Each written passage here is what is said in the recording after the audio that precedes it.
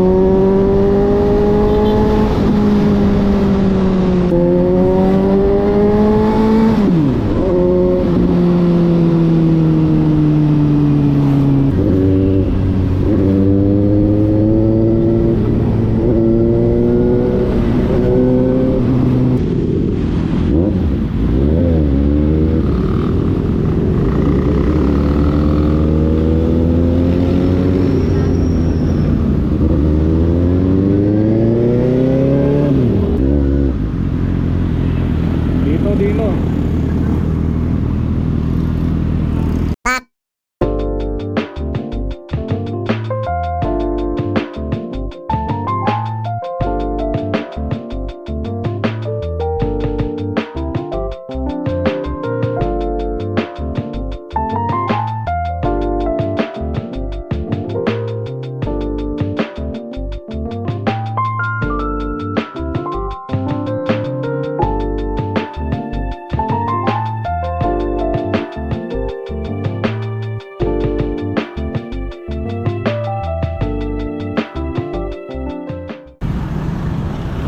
Guys, bakit nga ba dalawa ang ulo ng kalabaw na yan? Ayon sa ating mga marites at pananaliksik, anyway, open po tayo sa mga pagtatama. Kung meron pong dapat itama, pakilagay na lang po sa comment section. Yan daw pong relic na yan ay ginamit na prop sa isang parada ng news na si Pauline Lopez. Dahil nga mayaman sila, sinuportahan siya ng kanyang magulang, hanggang sa naging simbolo na siya ng bayang ito. Original relic daw po niyan nandun sa Town Plaza hanggang sa inalis ay hindi po malamang kadahilanan, pero original relic pa rin po raw niyan nandito pa rin po sa bayan ng Naik. So ito ho replica na lang po yata ito. Yung isang head po na yan, ang simbolo po niyan The Rebel, yung isa naman The Reform. So yun guys, kaya kung hindi nyo po mapapansin, yung kalabaw na yan, kung mapapadaan kayo rito may dalawang ulo.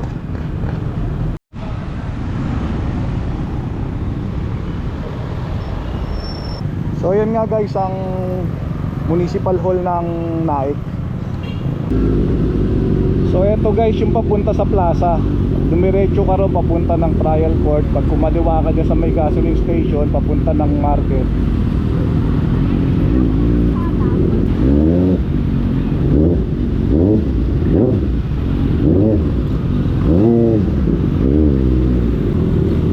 So papunta ng palengke.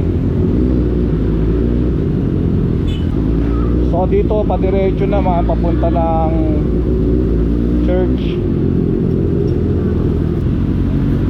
Trivia, alam nyo ba na ang Naik ay acronym ng Nuestra Adorada Immaculada Concepcion?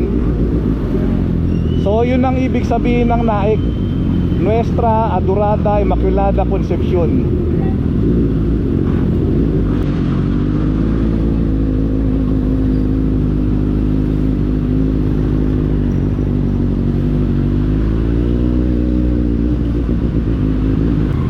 Ito yung pinaka plaza.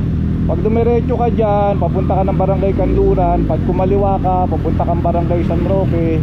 Pag kumanan ka naman dito, papunta ka naman sa simbahan. So punta tayo sa simbahan, bisitahin lang natin.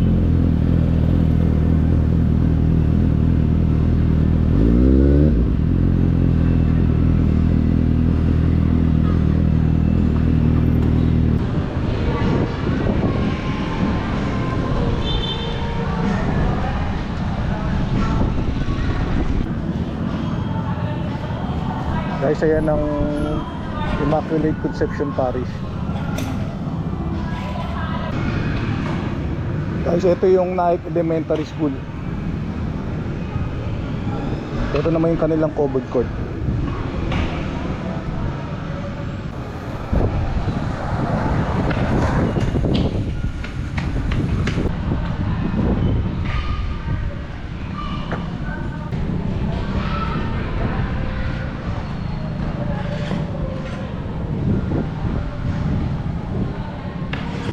Ito yung makasaysayang Immaculate Conception Parish, Diocese of Imus.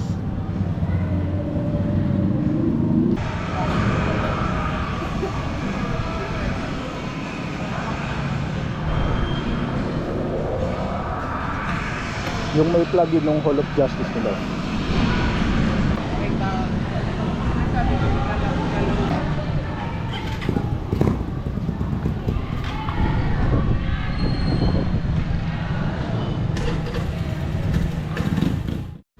Guys, ito ho ang Justice Hall ng Naik Cavite.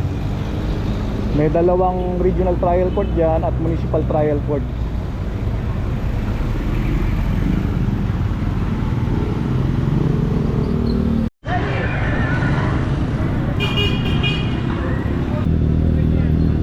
So pag dumiretso tayo, papunta tayong Barangay Kanluran.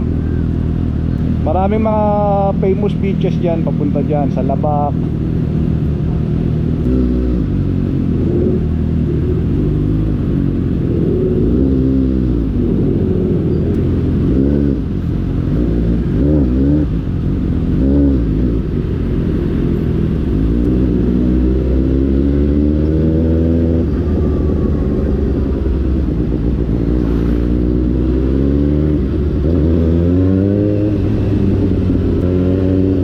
Maganda po rito sa Naik, tahimik ang bayan na ito.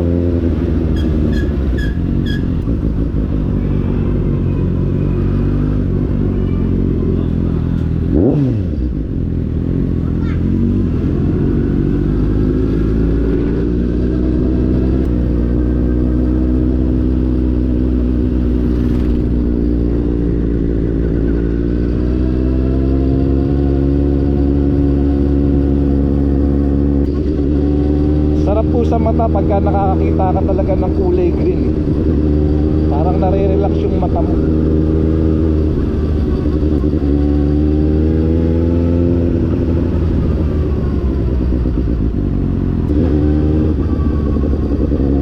Develop na rin po kasi ang Naik.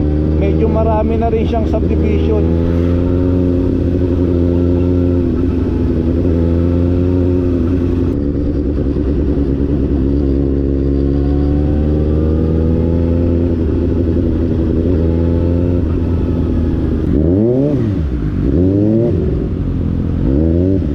So yung way na yon, pag kumanan tayo, papuntahin ng Ternate.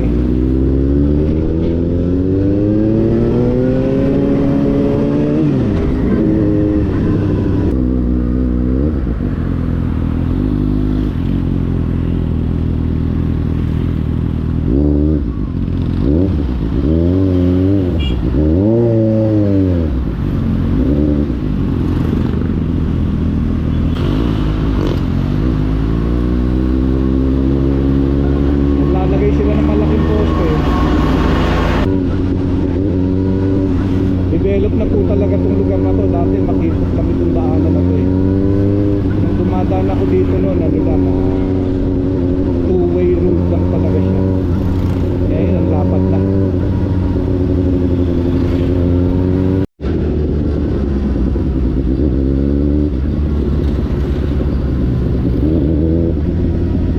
So guys, dito nga pala yung tao na kakausapin natin.